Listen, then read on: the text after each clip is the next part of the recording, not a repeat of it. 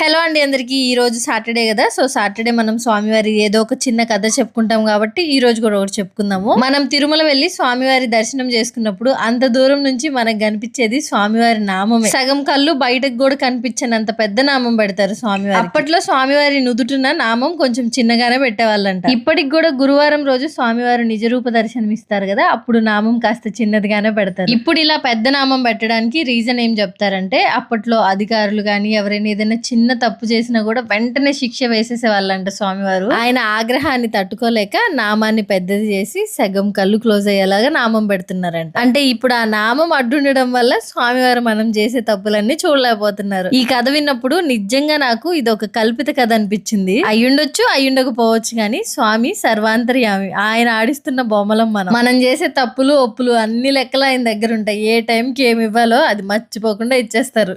ఓం నమో వెంకటేశాయ.